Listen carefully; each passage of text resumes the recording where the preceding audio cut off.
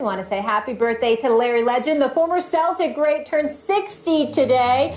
Bird was a 3-time league MVP, 2-time finals MVP, and 12-time All-Star. It got us thinking in our morning meeting, will we ever see another white superstar on Bird's level, Max? Yeah, of course we will. I mean, listen, you take just North American Caucasian players like Steve Nash and John Stockton, not quite on Bird's level because they're shorter, but they were some of the best point guards of their generation. Of course, we will see other, American Caucasian, I suppose, European American superstars. Eventually, we'll see more than one, Stephen A. Smith.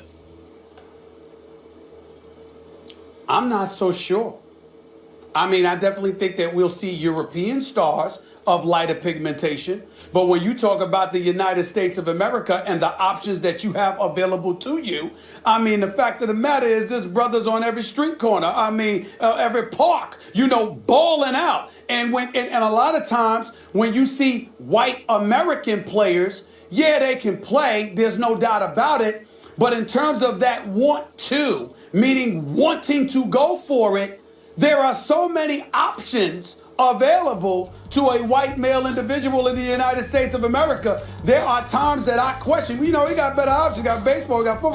We got all of this. Yeah, but you know what, stuff. Stephen A. Smith? I'm not one. The NBA, Sure. The NBA is such an appealing place to work.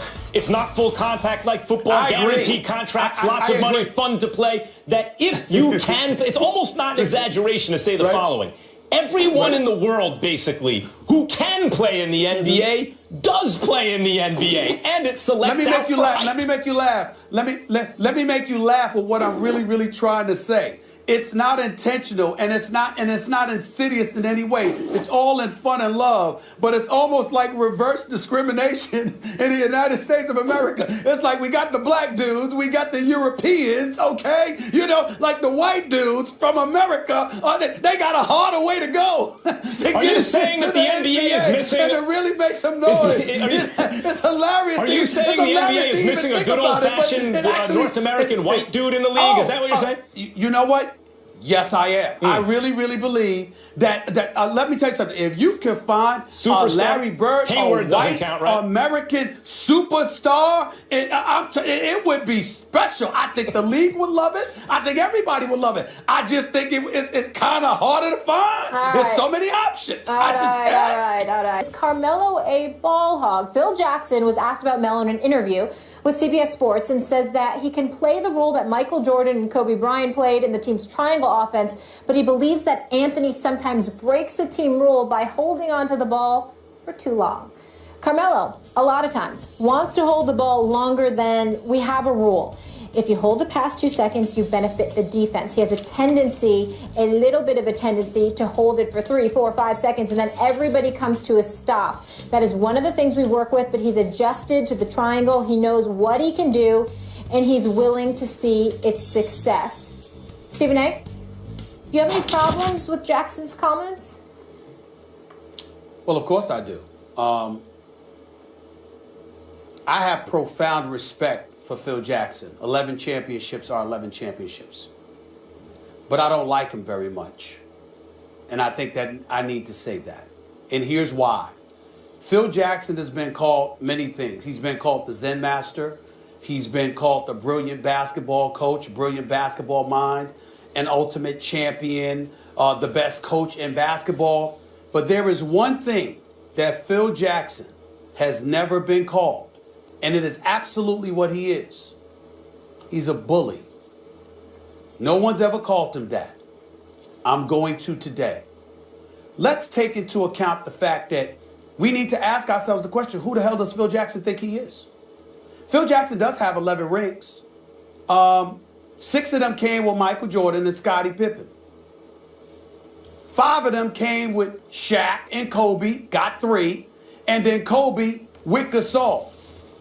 No one has rode the coattails of a superstar the way Phil Jackson has. Don't tell me that the Chicago Bulls don't ultimately win a championship had Doug Collins remained their basketball coach. Now, I'm not going to take anything away from the greatness of Phil Jackson because there's something to be said about, not messing up what you have, Max. The problem is, when have you heard Phil step back and exude and display humility in talking about how lucky he was to have Michael Jordan? How lucky he was to have Scottie Pippen. How lucky he was to have Dennis Rodman. How about a Tony Kukoc? How about a John Paxson, a B.J. Armstrong, a Steve Kerr? How about that? When have you ever heard him talk about that? How about when he got Kobe? Now, in fairness to Phil, they didn't win when they had Shaq and Kobe until Phil got there. But at the same time, you won when you had them. And then Mitch Kupchak pulled off the heist of the century when he got them to get rid of Kwame Brown. Phil Jackson. To get Pau Gasol. I mean, come on. Phil Jackson may be a bully. Nobody ever says this about him. Phil Jackson may be a bully. I don't see how it comes out in this respect. I mean, he knows the triangle better than anyone. And when he says, I'll take his word for it, that Carmelo's holding the ball too long to be less than optimally effective in the triangle. Now, Carmelo should be able to run the triangle. He can score from the perimeter. He can post up. He can get his teammates open looks and all those kind of things that Phil Jackson wants him to do. But if Phil says he's holding the ball too long, fine. Because Carmelo's not on his best day as good as Kobe Bryant or Michael Jordan. In fact, he's not as good as Scottie Pippen or Shaquille O'Neal. He's not as good as any of those top flight guys that Phil Jackson's had in the past. There's an argument between Pau Gasol at his best and Carmelo Anthony. I got news. The point is, of everyone I just mentioned, That's ridiculous. The only one to have a championship without Phil Jackson, the only one is Shaq. And he got one. He got it with Dwayne Wade, who had the greatest finals of anyone since Michael Jordan had among his great finals. So with another top 3 or 4 player in the league who went bananas in the finals, Shaq got one. Kobe never sniffed another championship without Phil. Neither did MJ before or after. Neither did Pippen in spite of playing when he still had something left on good teams. There you go. Neither did Gasol. I mean, so Phil Jackson has something to do with that. Yeah, who said he didn't? I mean, what am I talking gibberish here? Who said that Phil Jackson deserves no credit? Did I say that? No. Excuse me. What coach had the players he had? And by the way, let's talk about Greg Popovich, for example.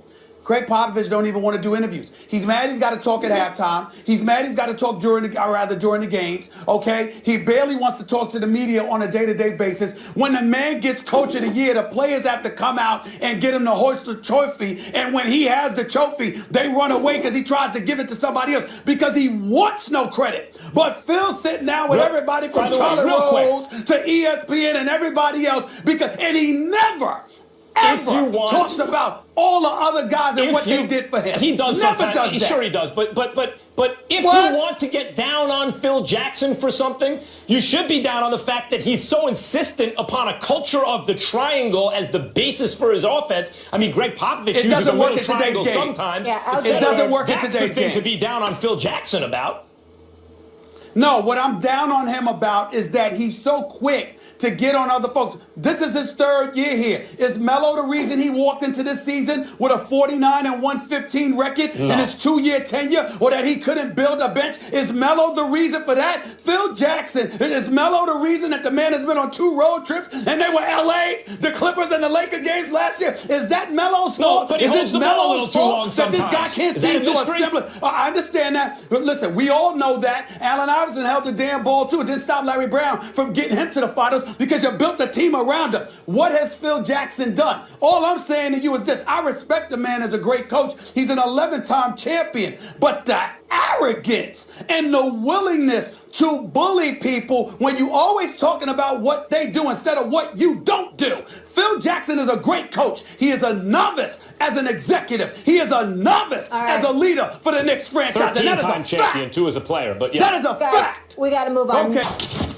The ESPN Week 14 NFL Power Rankings are hot off the press, and Stephen A's favorite team remains on top. But behind the Cowboys, the Broncos Patriots moved up 1 spot to number 2 after a win over the Rams, and the Raiders dropped 1 spot to number 3 after their comeback win against the Bills. Both New England and Oakland are 10-2 this season. Max, yes. Do the Raiders deserve to be above the Patriots? No, they don't.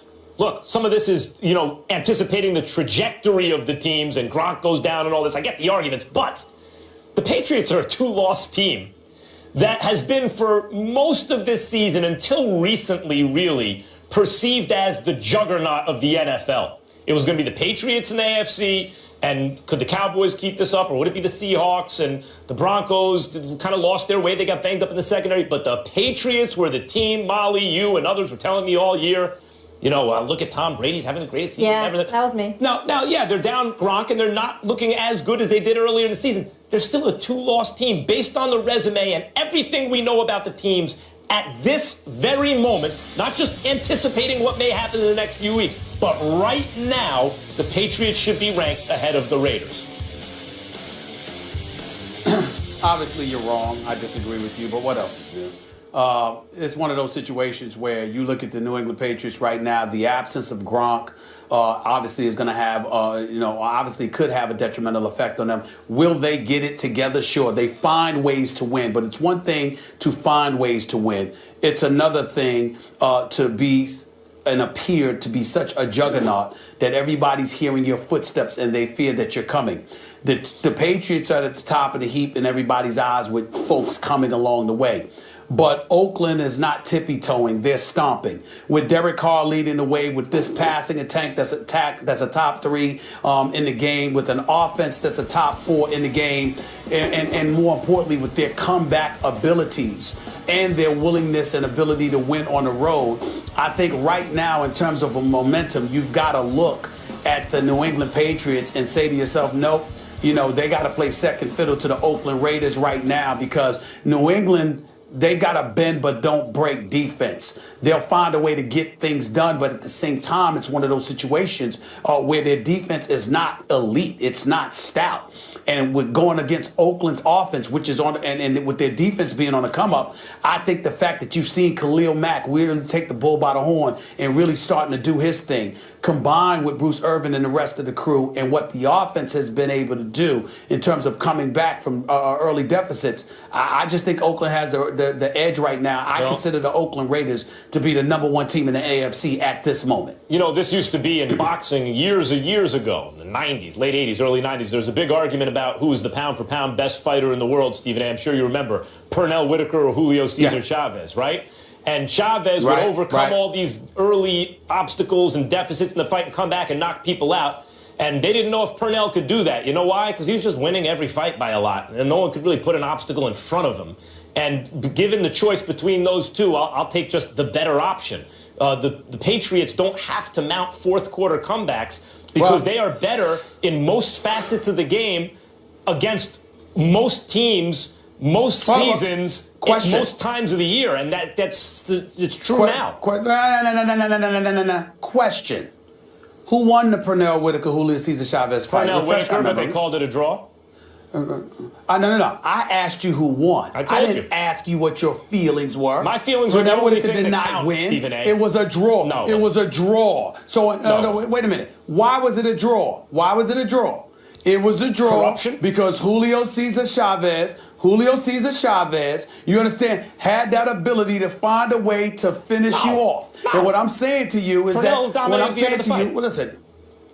Well, look, he dominated the end of that fight. I thought he should have won too. But I use the operative word should. But I'm using your analogy. I know you're trying to block me from speaking because you don't want me to educate you. But the point that I'm trying to make is that here's the deal. It was a draw because of the very analogy that you use. That puncher's chance, that ability to find a way to come back no matter what adverse circumstances are presented to him, made you sit there and say, we ain't giving him the loss, which is why I'm not giving Oakland a #2 slot. I think they're the #1 team in the AFC because somehow, some way, they keep finding ways, and I can't ignore that.